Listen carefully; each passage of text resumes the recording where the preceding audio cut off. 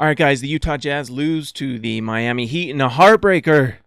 This is the SLC Dunk postgame show, and I'm Hanson James. I had a feeling something like that would happen. It was a close game at the very end. And honestly, for Jazz fans who might be mad at Rodney Hood, who in a way you do have a case. Donovan Mitchell should be our closer and has proven to be so incredibly clutch, especially that first possession before the Hood missed three was a Donovan bucket. But you know what? There was a Joe Ingles missed corner three a few plays earlier. It was wide open. We lose for as much that reason as anything else. But also, you have to give credit to the Miami Heat, who are a very well-coached team with a lot of talent and honestly a very similar makeup as the Utah Jazz. Obviously, you take Goran Dragic over Ricky Rubio, but the Jazz have nice young pieces and lots of nice role players kind of surrounding a shot-blocking, lob throwing big man in Whiteside and Rudy Gobert, who the Jazz didn't have playing today, who honestly, if the Jazz have playing, it's a whole different game. That game-winning shot for Miami is blocked by Gobert, but at the same time, do the Jazz get the offense from favor? So the Jazz are in an interesting just problem right now. The team makeup is just not quite right. They miss Rudy Gobert, who honestly is their best, probably their most dominant player in terms of just Rudy's effect on the game. But yeah, sorry, tough loss for the choked up. The loss, it's hurting my heart. Honestly, there's a small part of me that's a little like, well, we're kind of doing the right thing because maybe getting a draft pick at this point of the season is the right thing. But anyways, tough loss for the Jazz. The Miami Heat are just very well coached, have a lot of talent on their team. In the first half, you saw that Hassan Whiteside had a big effect on the game. He blocked Donovan like twice, maybe three times, I can't remember. But you saw as the game progressed, Donovan just learned, and that's what's incredible about Donovan is whenever he saw that Whiteside wasn't inside, Donovan just went to the rim and scored. Especially in that third quarter. I mean, there was like, you could just see like Donovan, when Whiteside wasn't there, he just went, and it was impressive. And Donovan, again, the bright side for the Jazz in this game, just played really well. Quinn played Thabo Sefolosha at the 4 again, 2 games in a row where Thabo plays at the 4. Unsurprisingly, does really well. Didn't miss a single shot in the game and had something like 13, 15 points. So big game for him. Dion Waiters didn't play, so luckily for the Jazz, we didn't have any knees taken out. I don't care what you say, Heat fans. He took a shot, he took out Rudy, and it hurt us, and that's a big part of our season is Dion Waiters taking out Rudy's knee. The other player that I really like on the Heat that honestly the Jazz probably should have taken a run at is Kelly Olynyk. Really nice player for the Miami Heat that hits threes, passes the ball. He seems to play good enough defense that, you know, he's not a minus on that end. Just I like Kelly Olynyk, and he's just gotten better. So props to the Heat coaching staff who not only coach a good game, but also have improved their players, much like Quinn Snyder on the Jazz, like taking players and maximizing their talent. Derrick Favors started at center again, played relatively well. There's just a few times where you can just tell that Derrick, our defensive scheme really, the Jazz defensive scheme really is dependent on Rudy Gobert's incredible rim protection, where he can just basically guard the entire paint.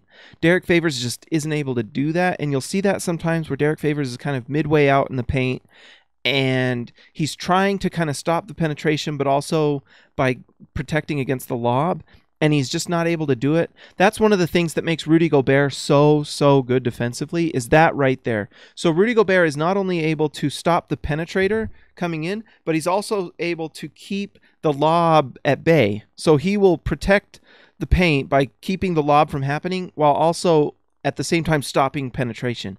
And Rudy's so quick, and his timing is so good that he's able to also block the shot from the penetrator. He makes it so that they have to go so long that they just don't have time to make the lob, and then he blocks the shot. Rudy Gobert is a special defender, and the Utah Jazz miss him terribly right now. And the reason we're losing a lot of these games is not necessarily anything other than that our defensive identity that we started the year off with, where we were top 5 defense with Rudy Gobert, we don't have it. And unless we have an explosion on offense from both Donovan and someone else, we lose. Another player that played a little better this game actually, but has really tapered off recently was Alec Burks. Alec Burks, the first half of this short season, so the first quarter of the season, was really, really playing well and really efficient from the field, and quietly one of the major reasons we were getting wins. Donovan Mitchell was exploding, but behind him you'd have Alec Burks shooting like 7 for 10 and hitting threes at an incredible rate, and it was a big part of why the Jazz got so many victories. But now that Burks is kind of slumping a little bit, he had a nice game today, and not surprising, we are a little closer in this game, but Burks' slump has kind of hurt us, along with the Rudy injury. Honestly, the Jazz are at a crossroads, and it kind of was feeling like that to me. Like, this game is a big, big game in terms of where the Jazz go from here. If the Jazz are going to make a trade, they need to make it soon, because we saw that Derrick Favors took a shot, and the worst thing that could happen is the Jazz don't make a trade when they could, before Favors or someone gets hurt or Rodney Hood gets hurt.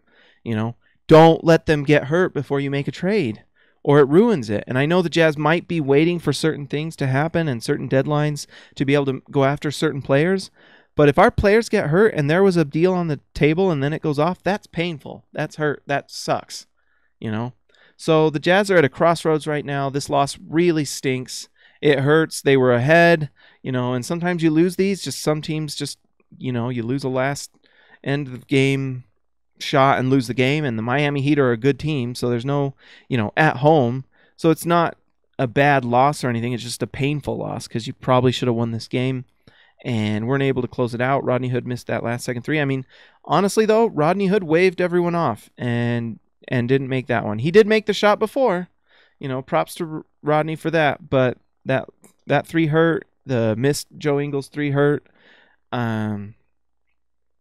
And that was the game.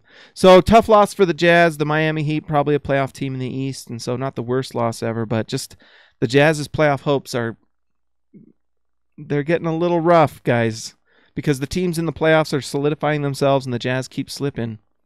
And honestly, these 3 games they've lost now, Pelicans, Miami, these were kind of 50-50 games where these are teams you can beat. It's not like you're playing the Warriors. It's not like you're playing the Cavs or the Spurs or the Heat or the Rockets. You're playing teams that are relatively within your talent level, and if you don't win these games, it's tough to make the playoffs. So really tough 3-game losing skid for the Jazz, but thank you for staying here with me and watching these Jazz games and these post-game shows. You guys are the best.